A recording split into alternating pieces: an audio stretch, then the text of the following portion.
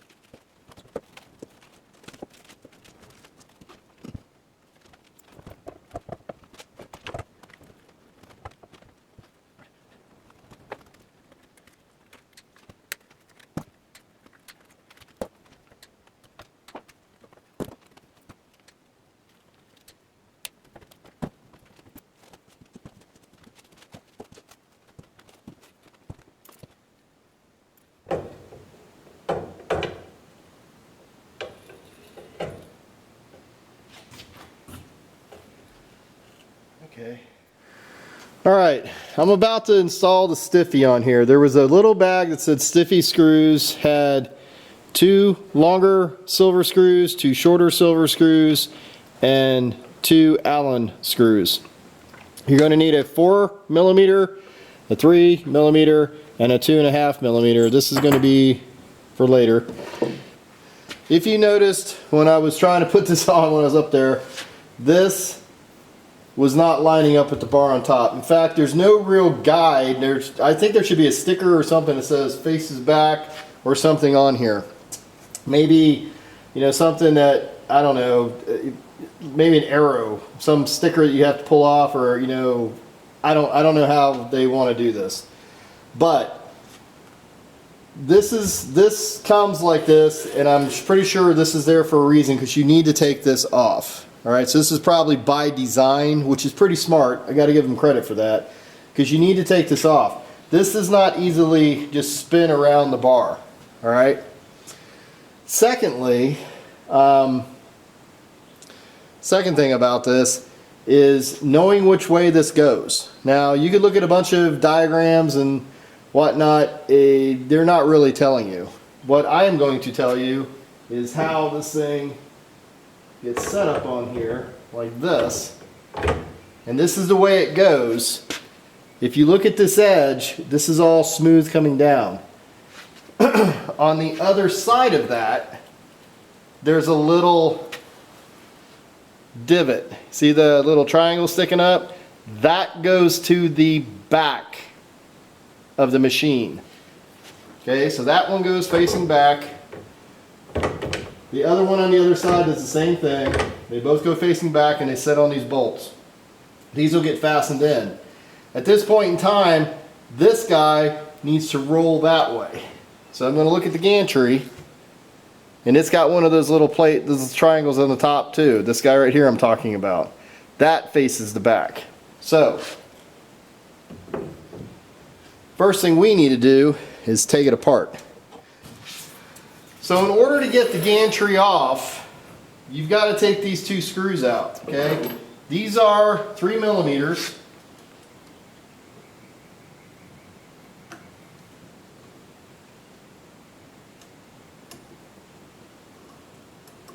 They come out pretty easy. Just kind of set those down. And then there's the guide screws in the back, which I don't think they're, you know, guide screws, but basically they just kind of get put in and rest up against this piece of metal. So they don't really need to come out that far, just enough to get that out. And then set that back here so it doesn't drop on the floor. And then pull this out and set that back down. Now, this is called a gantry. You need a 2.5 millimeter Allen wrench to get these set screws out of here. So just back them out. They're not in really tight. I mean, they're touching, but they're not like cranked down. To the tops of them, breach the top of the gantry here.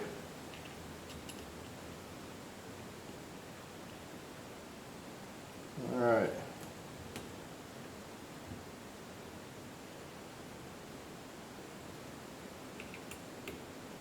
And then slide the bearing out and set it on something like a piece of cardboard or something that you're not going to get a lot of dirt on it. All right.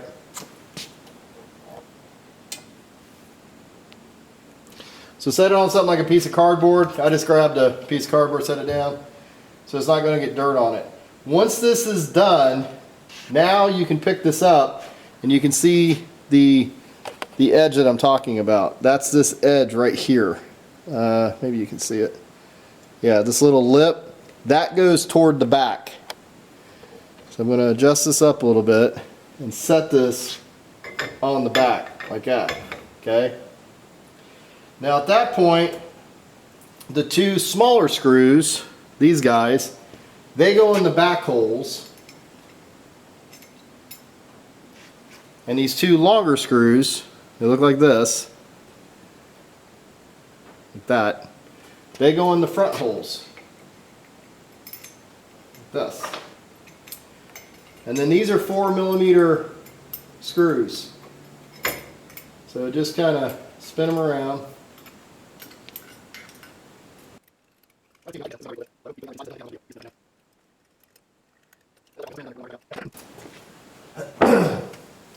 And make sure that this is, you know, fairly clean in here. And there's nothing that can get metal cleaner than skin. So if you run your finger around the inside, you're going to pick up all of the dust. So this guy you want to slide back in and feel with your fingers, make sure you get it as centered as possible, and then tighten back down these set screws. And I would go use the diagonal method of tightening, where that means you tighten one down a little bit and go at a diagonal to the next one, and then come back to, doesn't really matter which one of these other ones you pick, but just so these hit down. And set screws are something that you want to make them snug just a little bit, like maybe just a tiny bit, just for where you just start feeling pressure. But you don't want to crank them in, because you will strip one of these out. If you do strip one out, then you got a whole nother problem of drilling them out, retapping. Let's put it this way: drilling them out without destroying the bearing underneath. All right, so now that that's in, we need to put the bar back in. In order to put the bar back on, you need to put this in.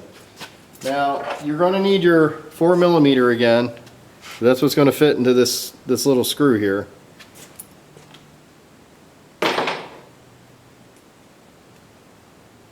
That's weird. You're going to need you need to put this end stand on. So remember, this goes toward the back, this little triangle doohickey. Out on the side, the edge, this would be facing the front, there's a hole on the bottom. You can put the little Allen bolt in there, and then this drops all the way down into that, like that. Hopefully you can see that. This sets back up on here.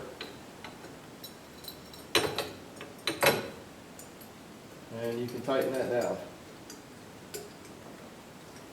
Little finger tight, not really strong. Now you can come back to the other side. I think you can see both of them now. Pick up the bar. Now, putting this into the gantry, you want to try to keep it where those two screws are as far up, straight up and down as you can. The reason is this does not just rotate freely in the gantry, like back and forth. It wiggles a little bit, but that's it. Then when you get to the other side here, you want to pick this up, slide this on, and it should be right in where you need it to be at this point.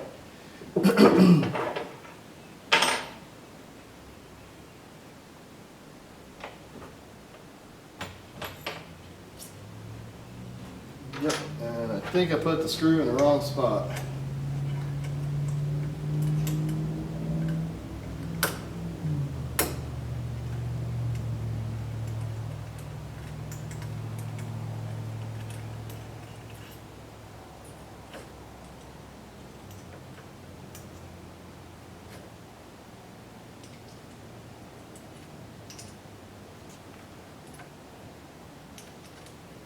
Alright, so once you get that in, you want to put this top screw in, and then put the other top screw in.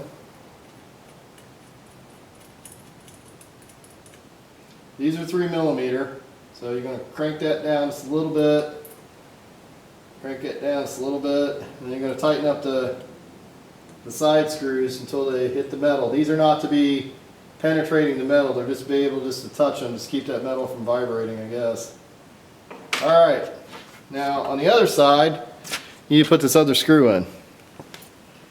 So this one's going to be a little harder, but remember, it's going to be in the front. If you're not in the front, you've got this on backwards. So just spin that down. That completes putting the stiffy in up to this point here. So I'm just going to put this in for now. This is the guide, and I'll show you this here in a second.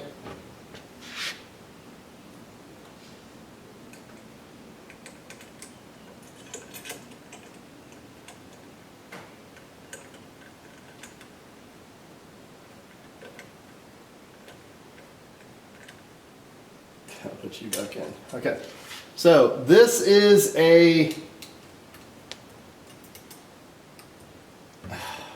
can't remember what they call it. Mainly it's a sensor that tells you that this has gone back. It's a homing, I think they call it a homing sensor. Okay, so that's what this is. This goes on top of the rail at the end here. There's actually 3 of them.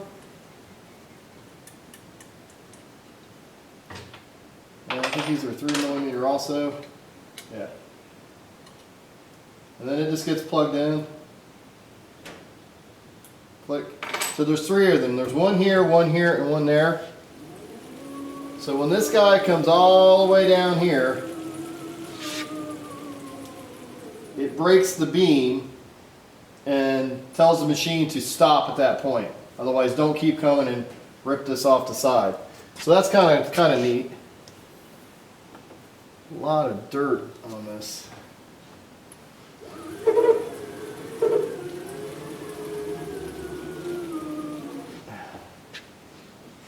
Okay, so one thing I am going to have to figure out is how do we lube these guys up. I think it's 3-in-1 oil. But so anyway, that's how the Stiffy goes together. So we're going to put a stepper motor on. The stepper motors, they all have lettering underneath it. This says X2. The back of this says B1. This is the Y rail. The back of that Y rail says Y1. And the other side of this, you'll see a connector that has X2 on it. All right. That's this wiring cable harness right here that's being stuffed through. So these 2 guys will get mounted inside of here. This all comes apart. This is a little rubber gasket. Rubber, I don't know, it's probably to keep these from getting all scratched up. Inside of the documentation, this is actually setting in here on the actual spindle. Now, to me that kind of is a little odd. So, kind of a little confusing for some people maybe. So this guy gets put into the spindle like this. Now in order for us to put it on, we're going to need a number 4mm Allen. Going to need a number 3mm Allen. You're going to need a Phillips head screwdriver, which I'm not a big fan of. And you're also going to need an 8mm socket or flathead, either way you want to go. So there's 2 black screws, there's 2 silver screws on the back end, which will mount the servo on. But in order to get the black screws come out really easy. This is no more than just spinning off one nut on the back, and these black screws come out. All right. So let me pull them out.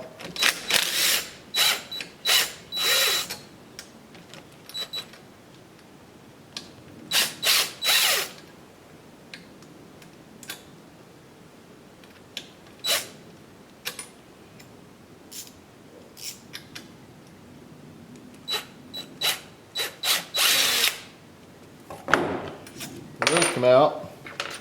On the other side, however, we got to take down the wire drive, chain drive, whatever, I don't know what they call it. But the thing that's this little bracket holding up all the wire. So we pull this out. And that's 2 3mm screws. And that drops down. And then there's 2 screws. There's a piece of plastic that this was screwed into. And then there's 2 screws on the back of it that you got to get out. They're lock nuts. That's why they take so long to get off. I just can't spin them out.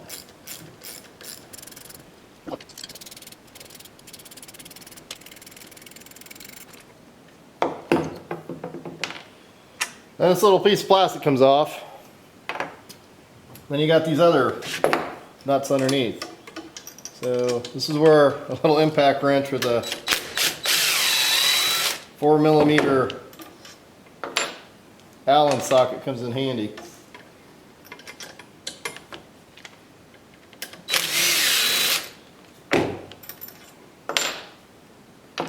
Now, this guy will get fitted in there. Kind of got to play with it a little bit and then turn it up, get it to where you want it. And slide your black bolts in on the left side. And then silver bolts in on the right. Now, I can't take this and get it in there because they didn't leave enough room. So this is going to be a little painful.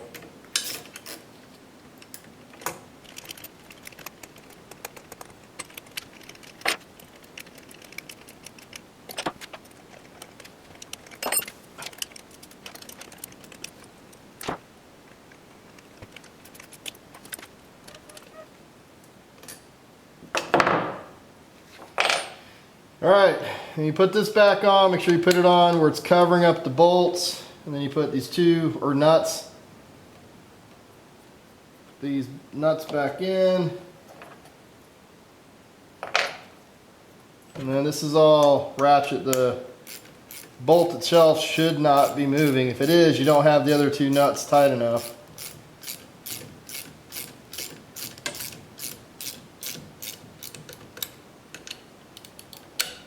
And again, these are lock nuts, so you don't need to crank them down super tight. You just need to make sure they're snug. Otherwise, see how easy this is going? You just want this to be about like that. You don't really need them super tight. And this gets lifted up back on that. There's a little shelf for it. Oh, there is a little shelf, I just missed it.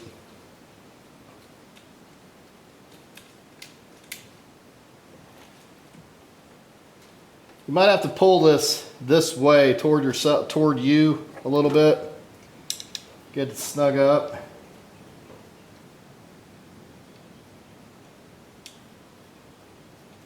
I get one in a little bit and then not really get it totally tight and get the other one in. Again, I'd snug that up, but I wouldn't make that super, like, trying to break it kind of tight. The last part is to get the wires hooked up. There's just 2 screws in the back.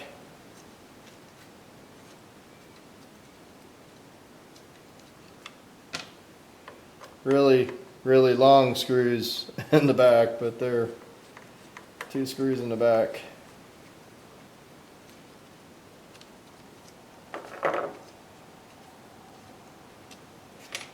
It's a little tight, so just kind of rock it to slide it up.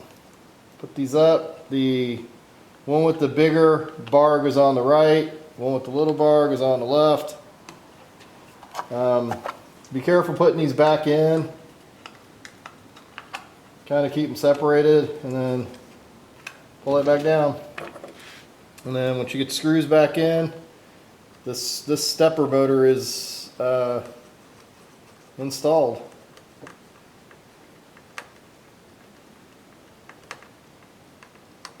All right. There are 2 more stepper motors on here. One's for the Y1, one's for the B1. The Y1 has the other side, it has the drive chain mechanism on it.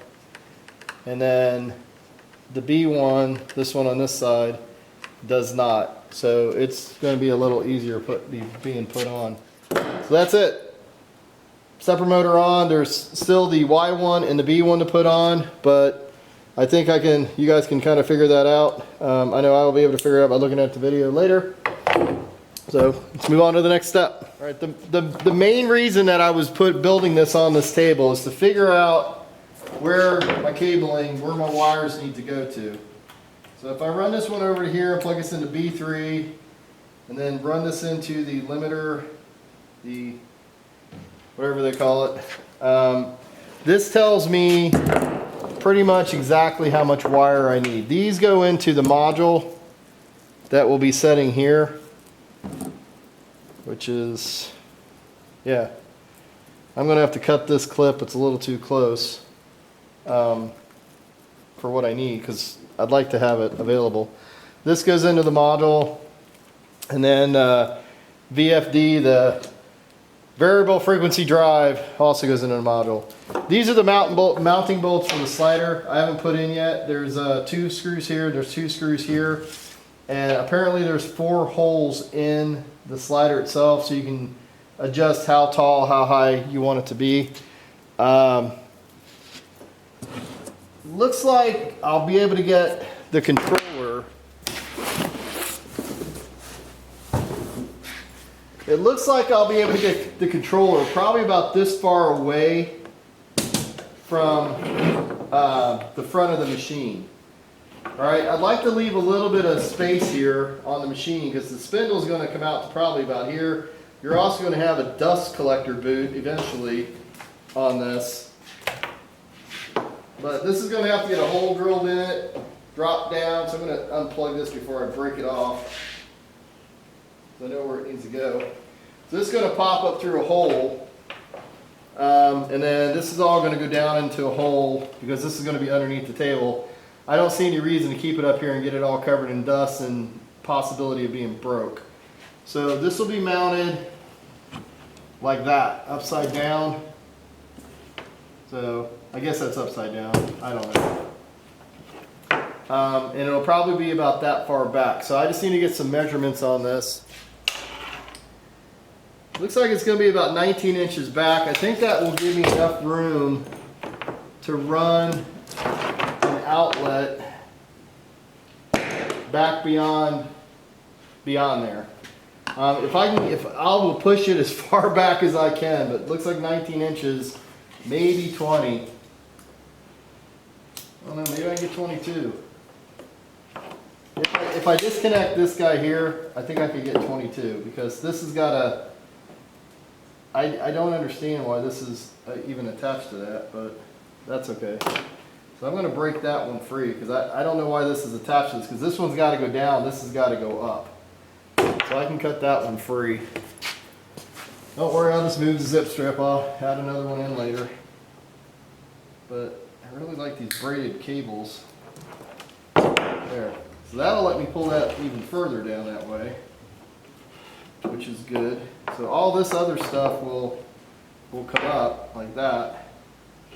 Yeah, so that, I think that'll work. So that gets me all the stuff I need for the cabling here. This has got to come up to the cable, so it's going to have to come up. I need to know how far up that needs to come. So I'm going to have to get the actual mass over 26 inches back. That's pretty good. Alright, so it wouldn't be a complete unboxing unless you got the computer out, right? So I have unpacked this once.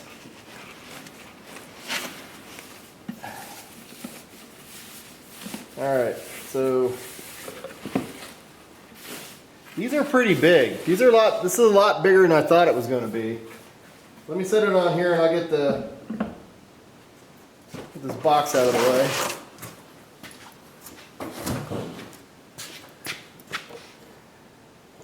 Alright, so this is pretty substantial for, I mean from the top of this to the bottom or below the emergency stuff, it's 17 inches. The screen itself is only 12 by 9.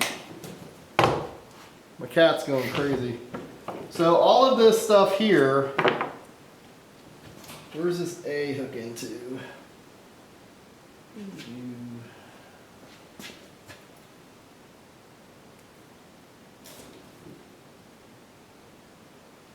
Alright, now I gotta pull this back off of here. There's Y, there's B, there's Z. I'm assuming this last one here, yeah, it's gotta be A. So A plugs into that. There's a little thing on the back here.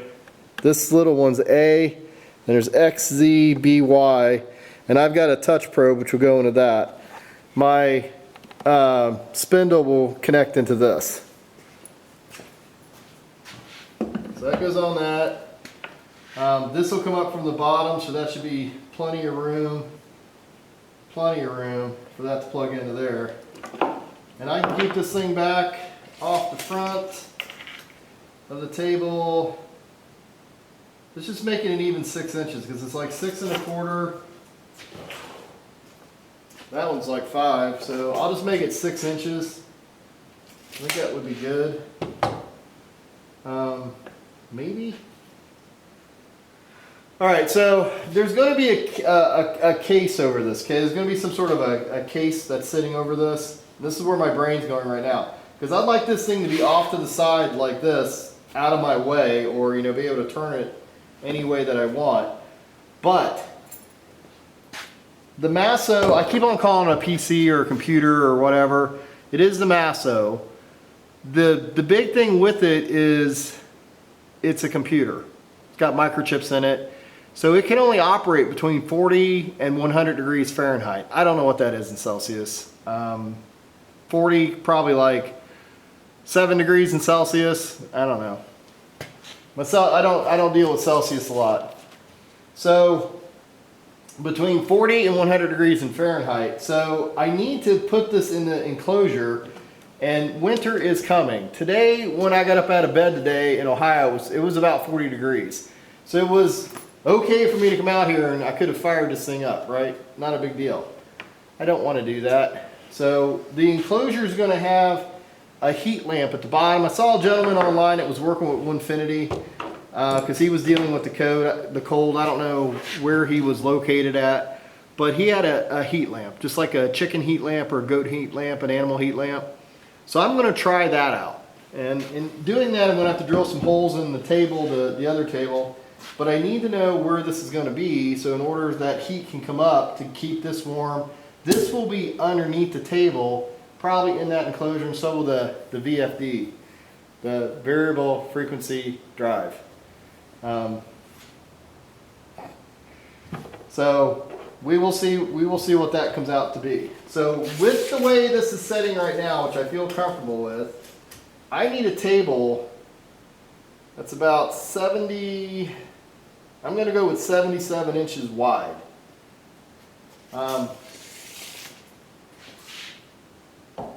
And that's pretty close on that stepper motor. I might go 78. So, because the stepper motor, yeah, it's only 2 inches off the side, so I'm going to go 78 inches wide. I don't know, 77 might be good. I'm just thinking about, I got to lay an enclosure down on here. I don't know what the enclosure is going to be. I don't know if I need a 2x4. So let's go 78. So I'm just going to mark this 78 inches. And for the length of it, I do like the front. I like how far, maybe we'll go a little bit on the front too. 72. I think 72. 78 by 72. I think will be a good, so 78 wide, 72 inches long. So 72 is 6 foot, 78 would be 6.5 feet.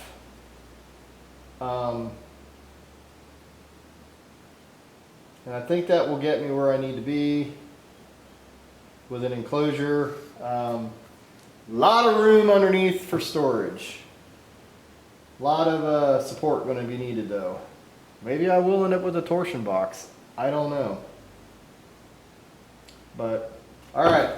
So, got everything I need from this. Hopefully you liked the video. If there's any questions you guys have, because I am in the process of putting together, getting the table designed, as you can see. I'm trying to get measurements and whatnot. I need to move on to the next video doing electric, and then I'll talk about all the mishaps and stuff that I'm going to have to do with these guys. And thanks for watching the video.